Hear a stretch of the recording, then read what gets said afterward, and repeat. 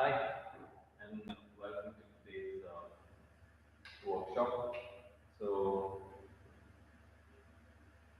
this is Atrey from Cosmic Essence Education, and the idea behind today's workshop is essentially to give you an overview of entrepreneurial education, what it means for a student, what a parent can expect out of it, and how can you imbibe it through the existing curriculum of CBSE, IB, IGCSE into your kid and into your life.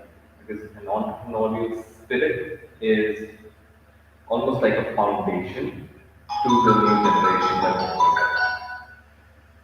So yeah, so let's begin. And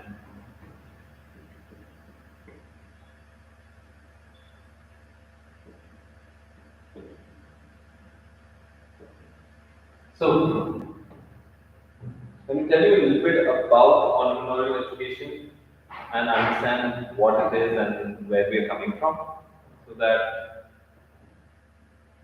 we can then continue forward about it. So let me see. Cultivating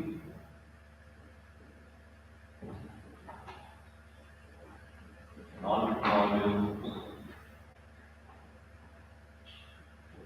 spirit. Okay.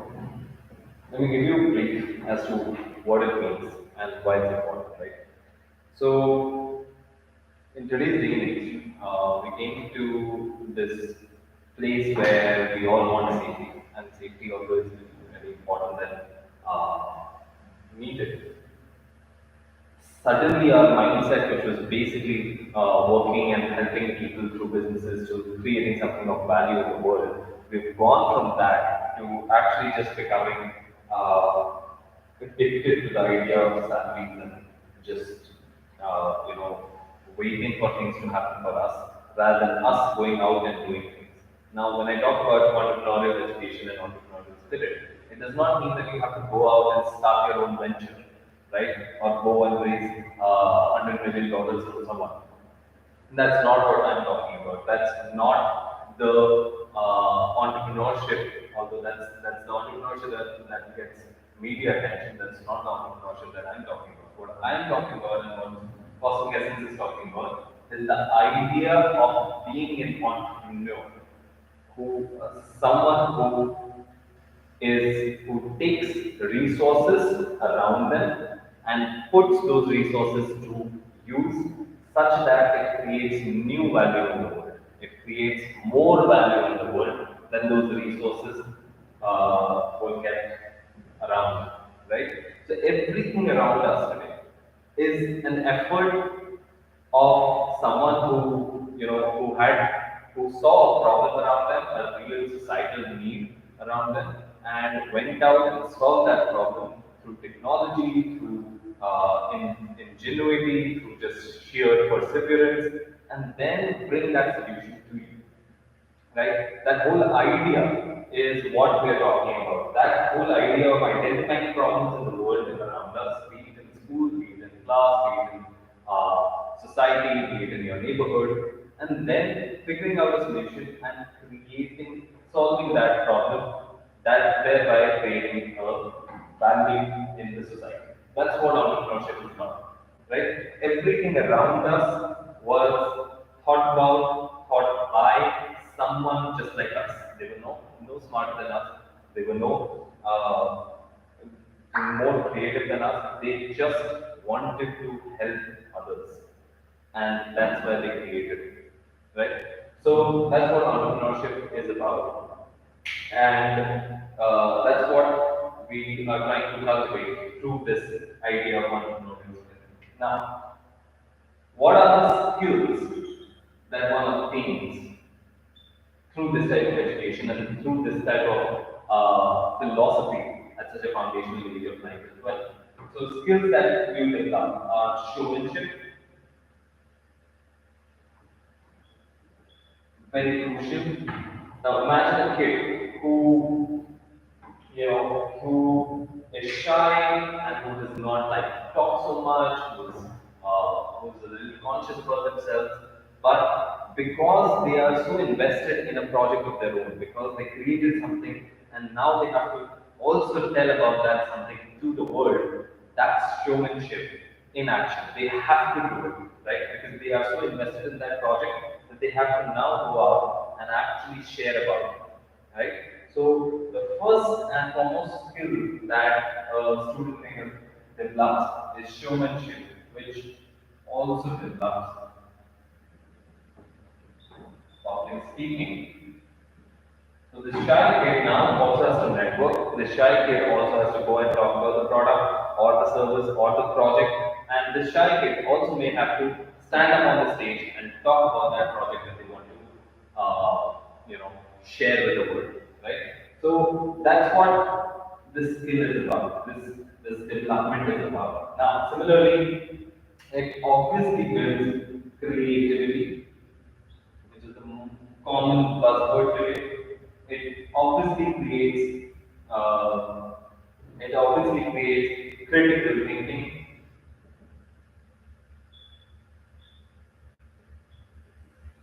and it obviously creates this idea that you have to learn through teaching, right? So creativity, critical thinking, all of these are buzzwords today, but they are skills that a student develops through the application of entrepreneurial education and entrepreneurial spirit. But the most important one is problem solving.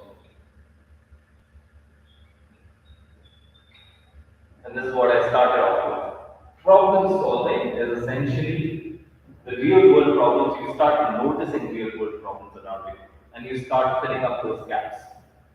Right? Imagine computers being there.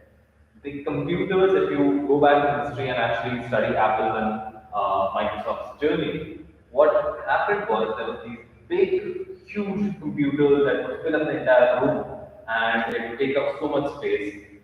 They were useful, but only big organizations could use it, right? So Apple came around and they said, hey, we want to create a computer which is available for everyone so that they can also have this computation power and this enabler of creativity that everyone in the world can use. And so that's how Apple was born, and that's how we have this personal PC, this laptop, these desktop computers, and now these mobile phones, right? So it was a problem that they saw that they wanted to solve and they created a device to solve it, right? That is problem solving, and a student, a kid, a teenager can and should and will learn about it and develop that skill over time, right? And this problem solving is not random problem solving, these are real world problem solving skills that they develop. And then finally, which I feel is very, very important today, is experimentation. Right? Experimentation is a skill. People say experiment karo, ye karo, wo karo, but that's not so easy. It's easy to say, but when you actually go out and experiment things, you need a mindset to do that. You will not experiment. You cannot just randomly experiment with your health. You cannot randomly put bad stuff in your body, right? You need to have a method that hey, this is what I'm doing, and these are the results that I'm expecting. If I get these results, great. Then what I thought initially was true. But if it doesn't work, then I have to change my experiment. I have to go and revisit my experiment. Right? It's easy to think about it and easy to explain about it, but actually very difficult to do. Especially when there's money on the line, especially when there's time on the line, especially when you don't know what your thesis is, what your hypothesis is, right? So all of that uh, requires a way to see things from a very young age, and that's why we're talking about this entrepreneurial education for teenagers primarily, because I personally feel, and we personally at Cosmic Essence feel, that is the holy grail, the foundational element of, you know, getting them these benefits, these skills in the world today, right? And if you see, these skills are not going to change ever, right? It's not going to change. We are never going to, we are not never going to replace public speaking or showmanship, right? Creativity, humans, I mean, today with AI and everything, creativity is the only thing that is different between humans and AI. Critical thinking is the only thing between humans and AI, because we are able to analyze something and understand the emotions as well as the logic behind it. And experimentation is, of course, that's how every new technology gets created, right? Now, let me tell you the benefits of it as well, right? What are the benefits, the actual tangible benefits that students and the family gets along with it? So, the first important thing is self-esteem. Now, self-esteem implies that imagine creating something so valuable that another person, another human being, is actually getting affected by it, is actually paying you money for, is actually crying because you made something. For example, this really cool project that I read about. A 10th grader, he went out and he saw, first of all, he saw that his neighbor was visually impaired, could not see, and in social settings could not really, can have a conversation with the people around him, right? So this person was very jolly and very kind and very happy in the usual days, even though he has a major disability. In social settings, he is not able to talk to anyone because he cannot see, he cannot identify the person in front, right? So what this guy, this kid, this student, 10th grader, comes in and says, hey, okay, hey, this is a problem. This is my neighbor is facing this, and I will solve it. And how did he solve this? Solve it. He took a cap, he put a webcam on it, connected that webcam to his smartphone, and on his smartphone, he ran a facial recognition app, right? Put the neighbors, the family members, the colleagues, the friends, all of them he put in the app, and then the speaker of the phone would just speak out the name. And that's it. Such a beautiful, elegant, simple solution to a problem that his neighbor was facing for decades, right? So, right from birth, essentially. And so suddenly, this neighbor in a social setting would go around go around the room, find the person who's in front, and talk to them. It was almost like a digital walking stick, and he cried. He cried because this was the first time he felt liberated about it, right? So imagine the self-esteem that that 10th grader felt and gained through that experience, right? Imagine actually touching another human's life through the creation. That's what the actual benefit of entrepreneurial education is, right? Self-esteem, self-confidence,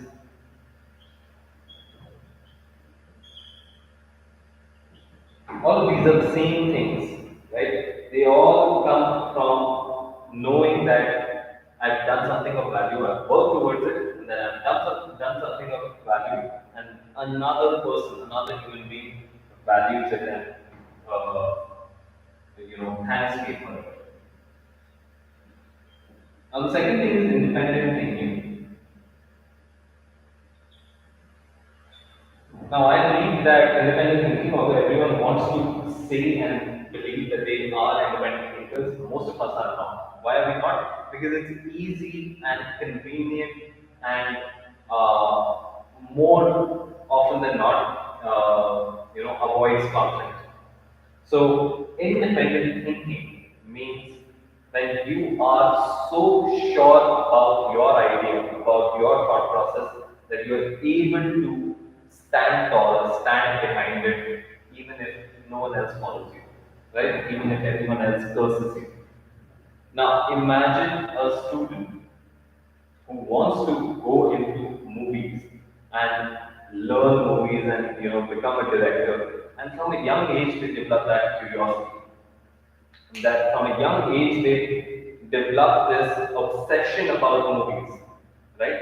And everyone else around them is becoming engineer and is becoming this and that and doctors and lawyers and all of that. All of those professions are great, but then going into films from a young age of 7 years old, 8 years old, 9 years old is not very easy to choose. But that is what independent thinking is about. That this kid has decided that he's going to go and become a director, become a screenwriter, and actually create beautiful, beautiful, beautiful movies throughout the world. Right?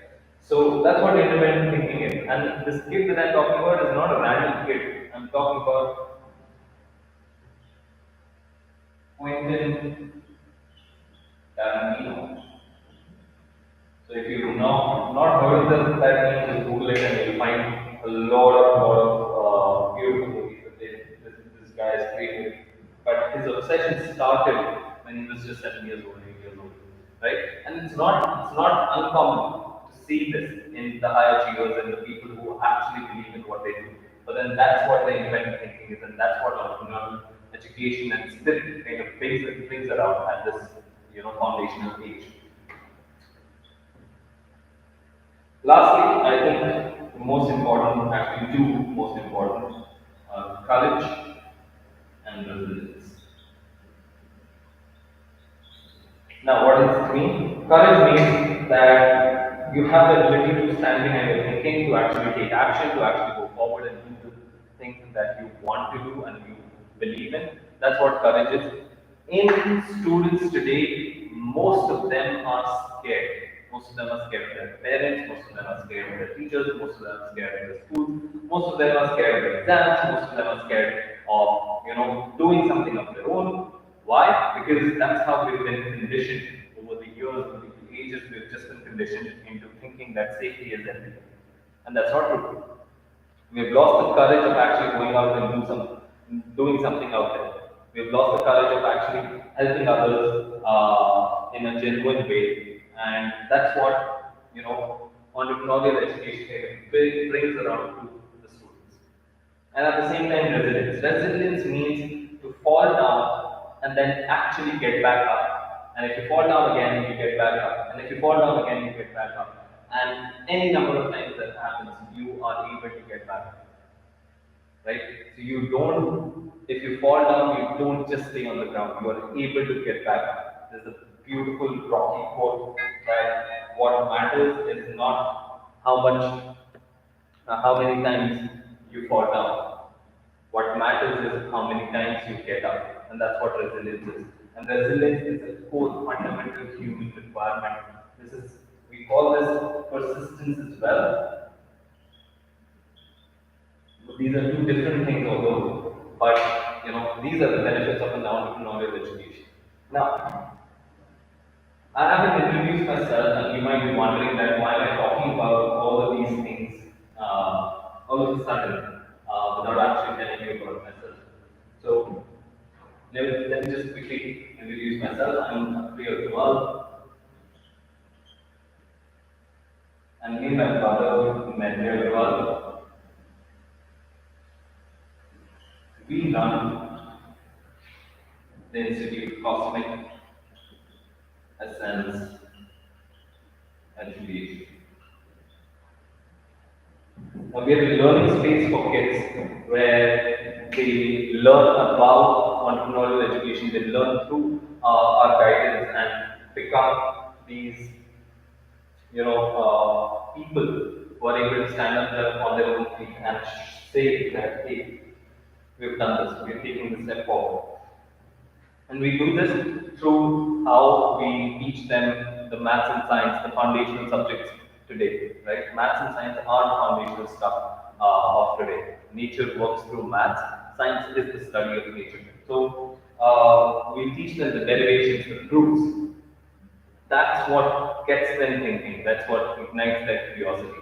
We teach them how do you solve a single problem in different ways. That's what problem solving is about. All the things that I talked about earlier.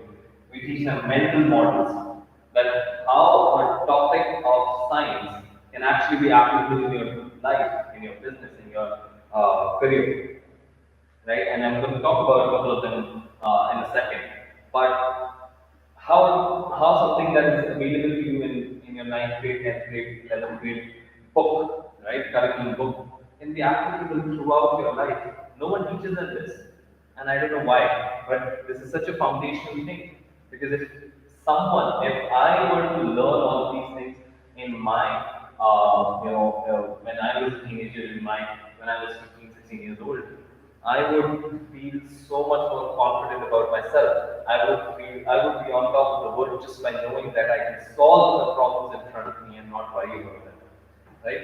So that's what we do, and we are the learning space for kids from 9 to 12 standard for IB, IGCSE, and CBSE boards, right? But our core focus and core belief is that teenagers hold immense potential, and they should cultivate it through through the use of entrepreneurship and through applying entrepreneurship principles in their life from an early time. So I said a second back that there are certain concepts in these subjects in maths and science that help a person throughout their life. And those certain things are mental models, right? These mental models are tools to make better decisions.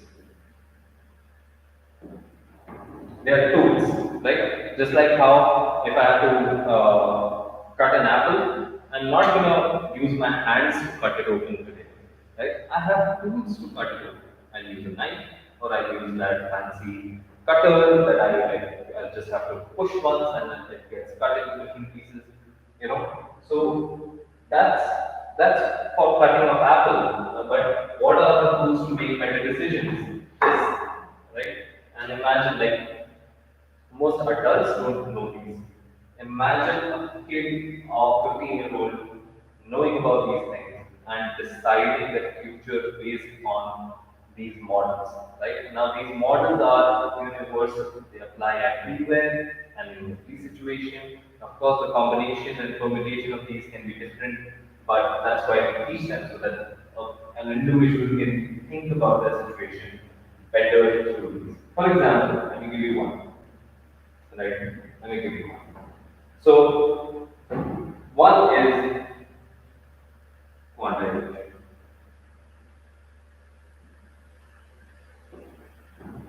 Now, quantization is a very cool mental model. So, back in 1700s, there was like transportation by ship was majorly through these, you know, borings and like just basically boxes put together on the ship, but not very well thought out, right? And it was not very efficient. To transport stuff through the ship was not very efficient. So what was happening is it was not creating enough, like it was not creating enough, it was not meeting enough demand that was getting created in the world for transporting things from one place to another. So this guy comes in and he says, hey, like this is so inefficient. Can I quantize it? Can I put a new model in, a new brick in, a new form, which can then actually unlock thousands of millions of dollars of value, billions of dollars actually today. Right?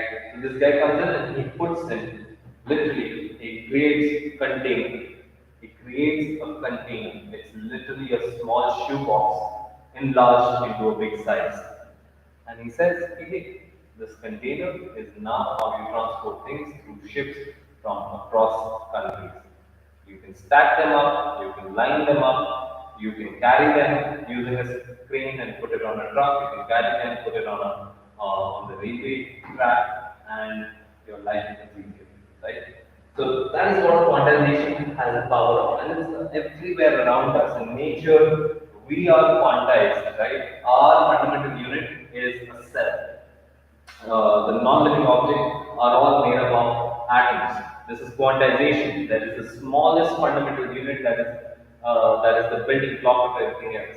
In the screen that you're watching me through, that screen is built of quantas called pixels, and each pixel can be then controlled in a different way by the microprocessor, and that's why you see me moving around and see the colors and shadows and everything else.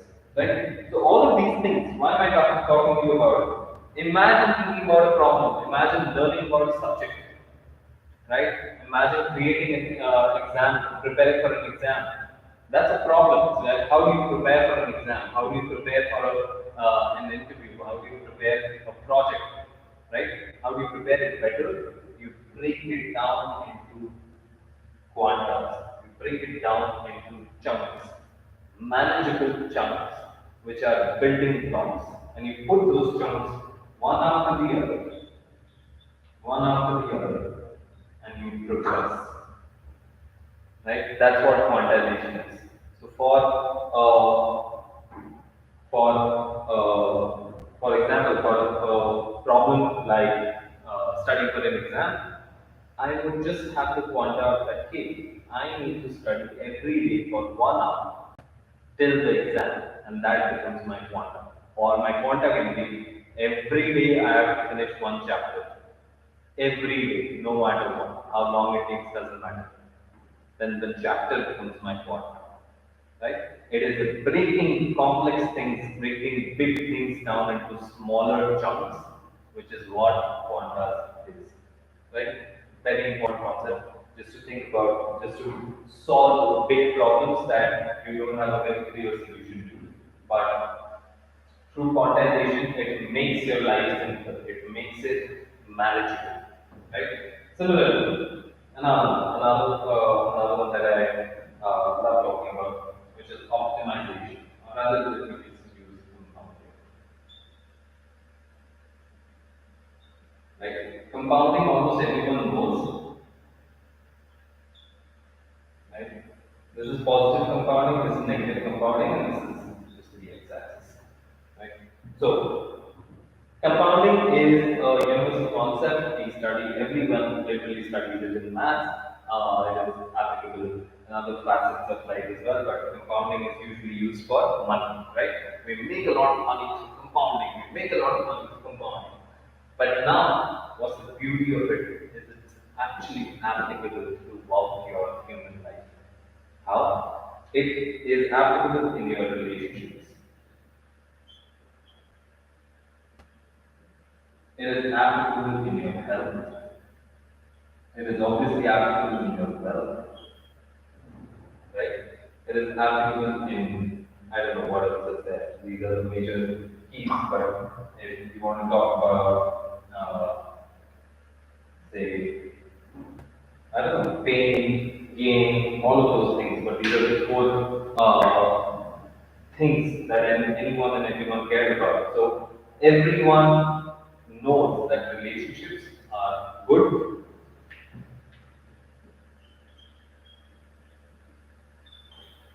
but no one talks about that more relationships, more deeper relationships, longer relationships, they all compound, right? The longer someone sticks with us, the more we trust them, the more we trust them, the more leeway we can give them, the more things that we can talk to them about, the more deeper our friendship becomes, the more helpful they become, the more family-like they become, and so on and so forth. This is an example of compounding over time, right? Similarly, health. If you eat a lot of junk food, your health is going to deteriorate. But every day, if you choose to eat something better, something healthier, every day, in your health will improve by 1%, and then the next day it will be by 1%, 1%, 1%, 1%, and by the end of the year, you will have your health would have improved by 365%. Right? Every year you improve your health by 365%. Right? Similarly, wealth, as we already know, money compounds and all of that. Knowledge. Knowledge about a subject, knowledge about the world, it all compounds. Right? The more you know, the more your conscious is able to track and form those patterns and create symmetries and solutions that no one else can think about. Right? So all of those are compounding. So we're talking about mental model of compounding. So again, such a powerful way to actually solve a lot of problems. Like I mean, if you were to form a new friendship, how do you choose a new friend, right? Or how do you, do you see that person in your life 10 years later? If you do, then that person is probably one of the best person that you've met for a friend. I know no one thinks about it this way, but that's what it is. If I'm getting into a project today with someone that I know that the project will run for five years, then I'm stuck with that person for 5 years. And so the question I'm going to ask myself is this the person that I can stay at least for 5 years, maybe more? Right? Do I like them enough? Do I respect them enough? Are they funny enough? Are they smart enough? Are they intelligent? Will they cope up? All of these questions I will ask. And through this idea of compounding that, hey, like 5 years later, will I still like this person? Will I actually care about them? Will I actually respect them? If the answer to any of those questions becomes no, then of course, then the project cannot go forward with that particular person. Right? It's a very simple concept. Like once you think about it that way, you can actually avoid a lot of problems in life. But again, it is a difficult task to think, and that's why these tools exist. Last one that I'm going to talk about is inversion. One of my favorites, inversion thinking. Inversion thinking is very simple. Everything that you want to do, everything that you want to achieve, every positive thing that you want to do, you first figure out what are the wrong things, what is the opposite of those things that should not happen, and then figure out the solution. For example, uh,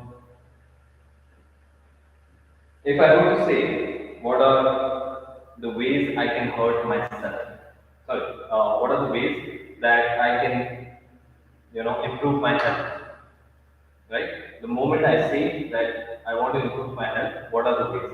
Now, in order to solve that problem, what are the ways to improve my health? I'm going to say eat better and all of those common things, move, exercise, and etc. But the moment I reverse it and I say, what are the things that if I do to my body, it will hurt me in the long run? Okay. So the moment I say that, I'm able to say very easily that hey, do not eat junk food because it's gonna hurt you. I know that. I consciously know that, but I'm never gonna write it down on list. But I can just say avoid junk food, right? What are the things that are gonna make my body bad? I'm just gonna say eat a lot of junk food, eat a lot of ice cream, eat a lot of sugar, sit for 10 hours a day, right? And not moving at all. All of these becomes problems, right? All of these are things that if you do all of them, your health is going to go to shit. So you have to suddenly now you have a list that you can just rephrase. You can just say that, hey, okay, I should avoid junk food. I should avoid junk food to an extent that I should eliminate it completely if possible, or maybe once a month if needed. Right? Similarly, avoid making friends with people who eat junk food. Right? That is also a possible solution. And similarly, like eating less ice cream, going out less, moving more, exercising more, in any way or form, and so on and so forth. So you've just got that list, the first list, and then you just have to flip it back again in a positive way. That is what inversion thinking is about. So inversion thinking is about think of the worst things possible, think of the problems possible, and solve those problems. Because it's easier for me to figure out, for our brains to figure out the problems in a situation. And once we've figured out the problems, once we've figured out the worst, like the worst case scenarios, then I can just flip them around and get my actual answer that I'm looking for. Things that I should not be doing. right? So that's what inversion thinking is about. Again, very simple ideas, but their consequences or the result that comes out through these can be immense. Now again, when I'm talking about it over here in this video through this workshop, it may all look like very random and not very useful, but it is when you study the subjects of maths and science, especially with us, it all fits together because you're learning it in a context, and then you're actually able to go out, see things around you in a different way, and actually apply those things around you. Right? What projects to work on? How to prepare for the next exam? If there's a unit test coming, how do I prepare for it? If there's a pre-board coming, how do I prepare for it? If there's with any 2020, if I have to create something new using my creativity, what can I create? What is the problem that I see around me? All of these things fit together in the context of a student's life, right? Obviously, in the workshop, it may feel that how is it relevant, but believe me, it is truly relevant to each one of the students. Now, let me give you a couple of frameworks as well. That these are the frameworks that frameworks for projects. How do you improve your way, improve your chances of improvement, like of creating something of value and of creating something, some tangible projects for people. So first is principle thinking.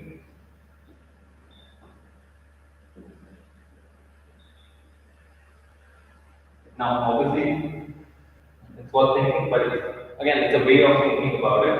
But it is a framework because you are essentially basing your entire project on a particular framework. So, for example, let me give you the story of Elon Musk. So, Elon Musk started SpaceX.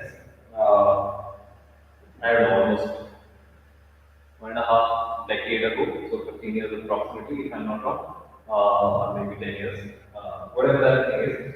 So, at that time, space as an industry was sad. Okay, it was sad because there was only NASA that we knew of. We probably knew of ISRO from India, and we knew that Chinese and the Russians and all of the other countries are trying to do something, but no one really knew what they were doing.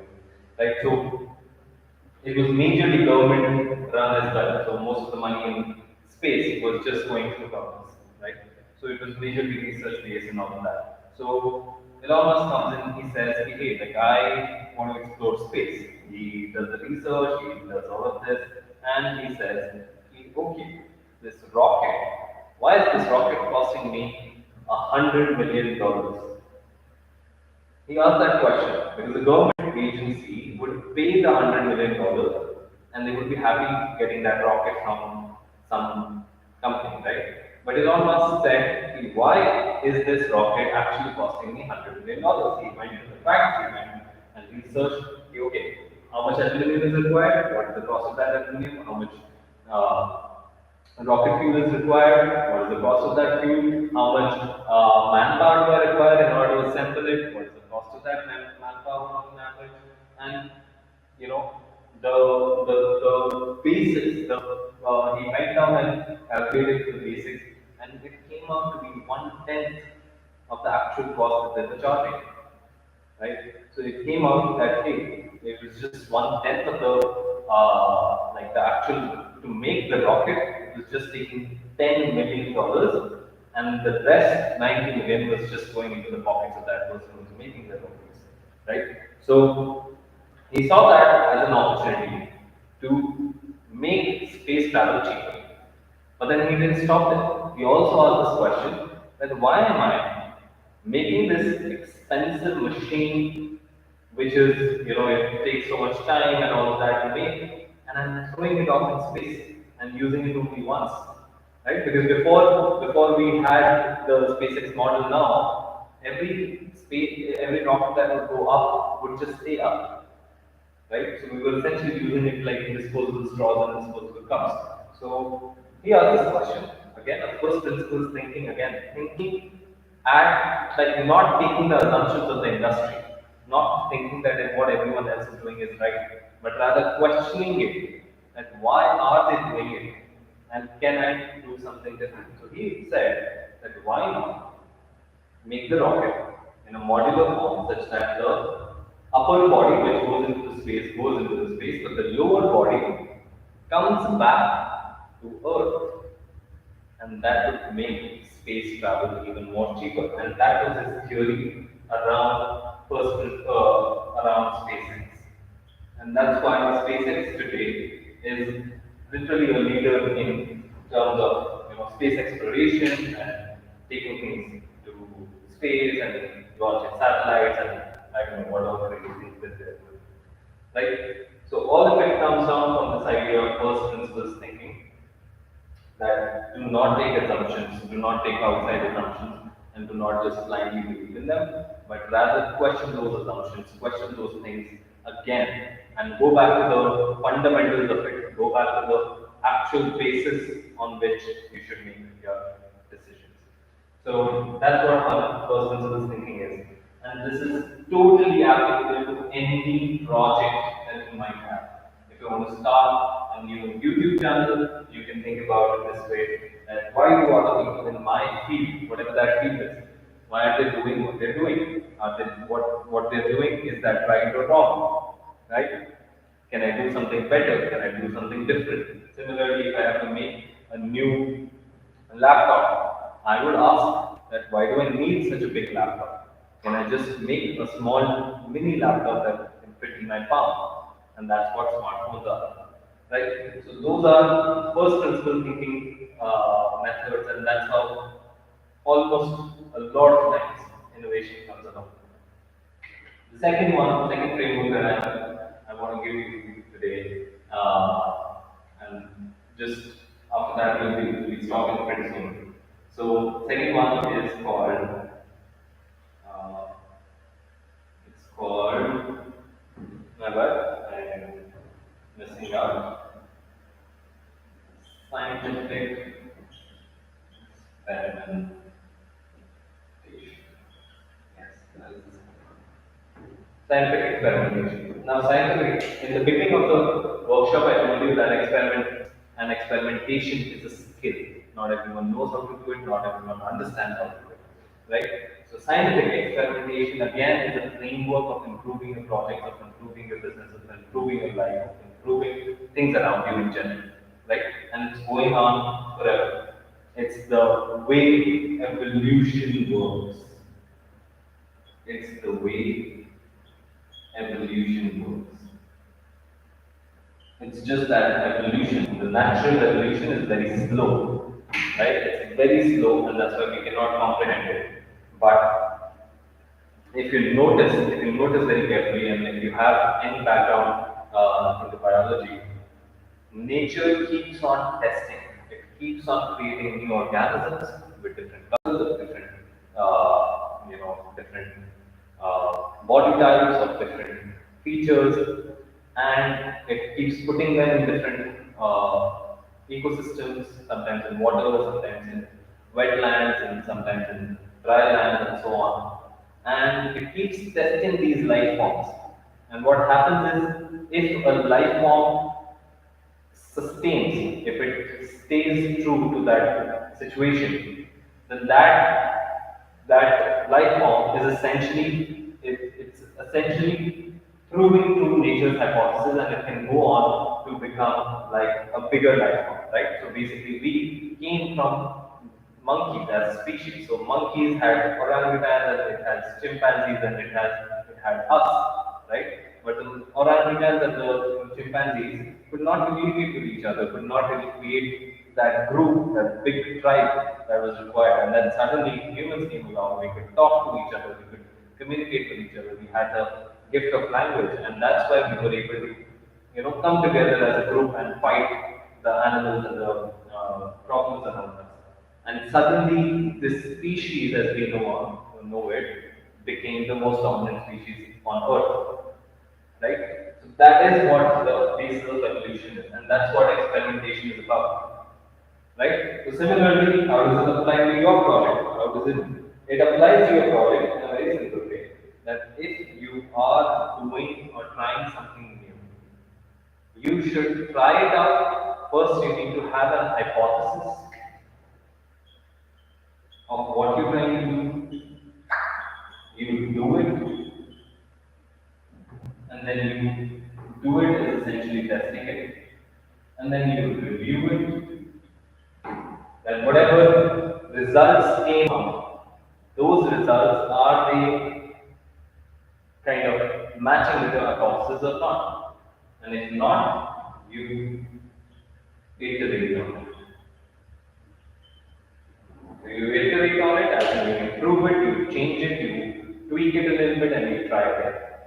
Right? This is the cycle. This is the cycle of scientific experimentation. It's what we use every day. So, for example, let me give you a real example of this. Startups use it every day, and so I'll give you a startup code example. So, YouTube, right? YouTube, whenever it started 20 years back, it started off as a dating site. Can you imagine that? It started off as a dating site. People were supposed to put their videos on this website and give it, make it a profile, introduce themselves as a profile, and they were hoping that people would kind of connect together through this.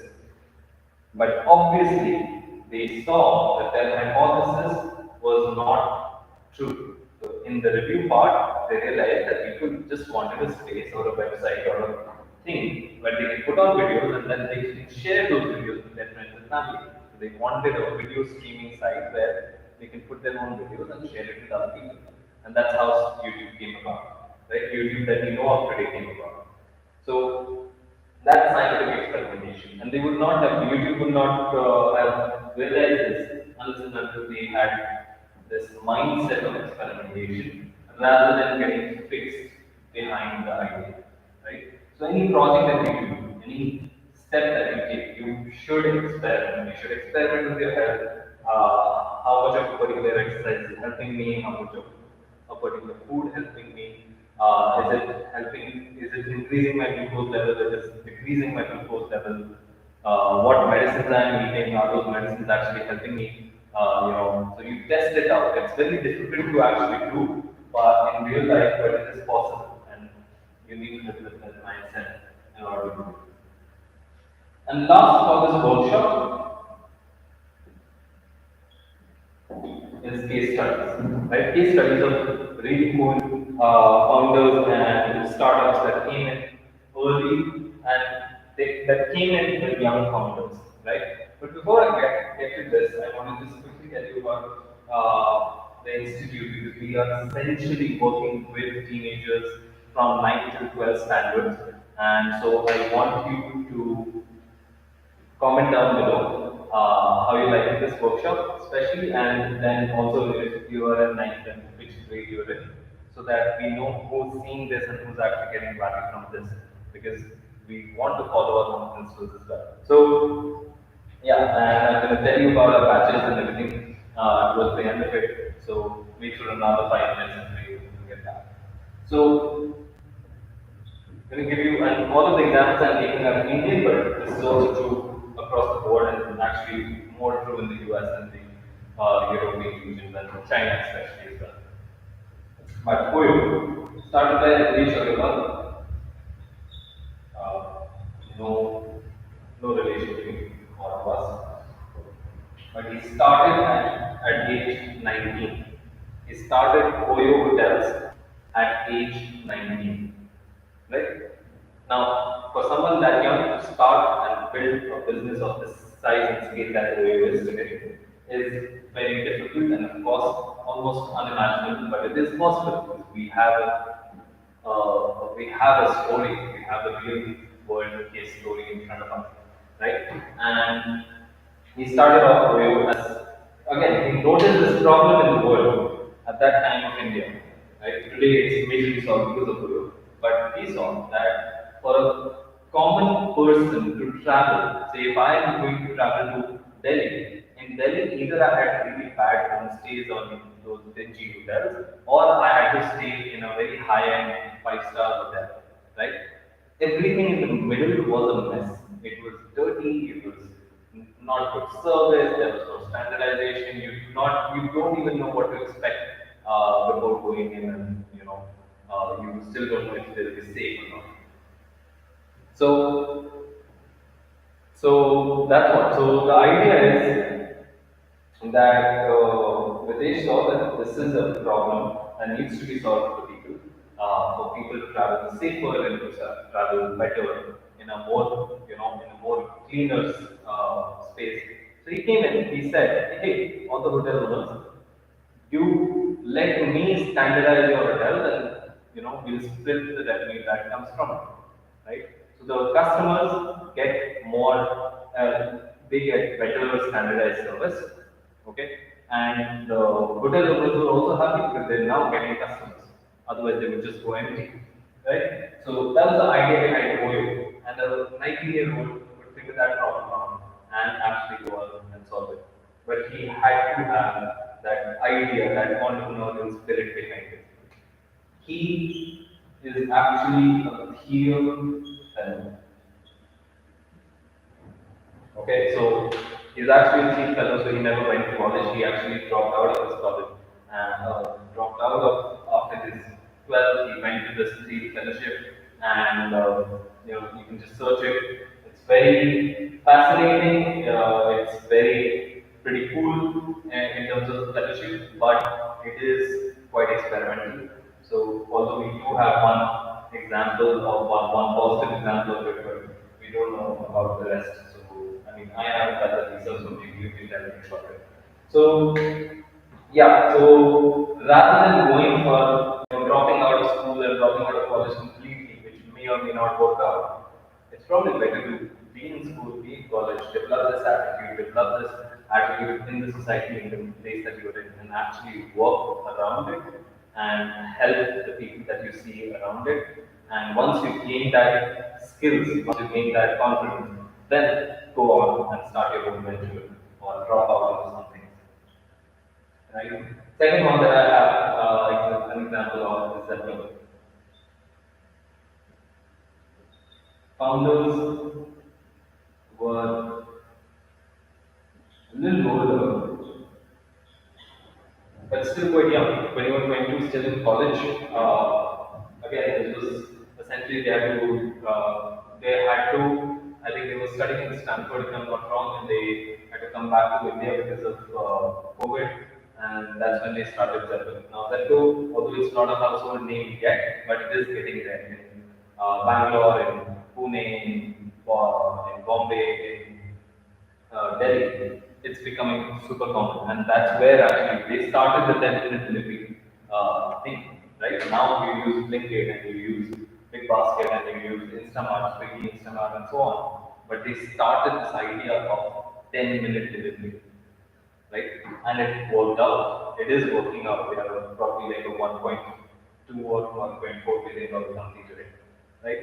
So it's not that the age is a factor of their success, but rather they are successful despite their age. That's what I'm trying to get at. Like, I am giving you examples of age 18, 19, 20, 21, but we don't know. There are probably teenagers also who are running successful businesses. They are just not as popular. So I haven't been able to find it. Maybe you give me some more examples. Right? So Zepto is another example of a really cool startup that came about by young people who saw a problem in the world, that people wanted convenience and they didn't want to go out to the market.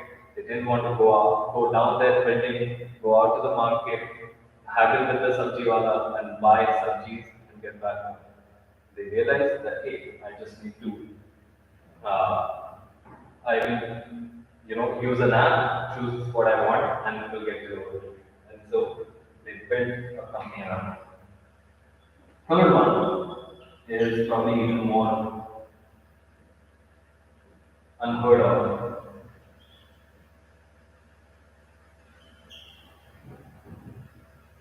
So Zerodha is, again, it's a discount broker, as we call it. Discount brokers mean earlier what used to happen is that you had to invest in stock exchange to invest in different companies. you require a middle person. So you give money to that middle person. That person would take a percentage of like 2%, 3%, whatever that they charge, or maybe 5%, and then they would put the rest of the money into the stock market, right? Because not everyone had that access. So this stockbroker, as they were called, this stockbroker was the middleman in between the market and you, the individual. So Zerula came in and they said, hey, why do I need that middle person? I am smart enough, like the consumer is smart enough, the markets are open to everyone, then why do I need this stockbroker to do this for me? So they created the technology platform for Zebra. This is the discount broker. They're like, hey, you choose the stocks, you choose everything. We'll just take a very nominal fee of 50 paisa or 1 rupee, whatever that is, uh, for the trade that you're doing, and everything else is free to you, right? So it's, again, a problem that they noticed. I mean, obviously they were pretty cool and savvy kids because at 19 and 21, the two brothers, they were trading the market and they knew everything about stock exchange and all of that. Most people don't even know what a stock exchange is at that age. But they were savvy, but then within that industry as well, they realized that there was a problem and they unlocked a huge mega value. Right? They are probably a $1 billion company and more than $1 billion company for sure today, but they are doing really well and it's all bootstrapped as well, so there's no funding that they had to raise and everything. So two kids, literally two kids, two college kids at that time, created this massive company that actually, yeah, most of the exchanges and then trades and everything happen through the Rupa and India, right? Pretty cool, pretty great business that they built. So yeah, that's where we end the workshop as such.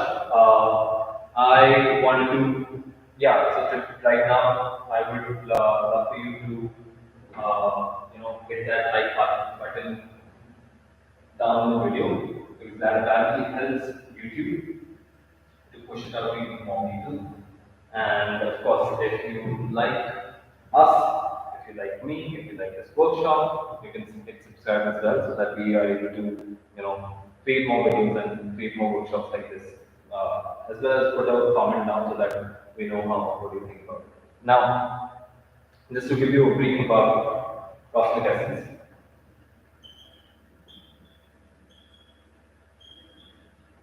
So we teach 9 till 12 standard, right? We teach maths and science, and in science also particularly physics. So that's what I teach.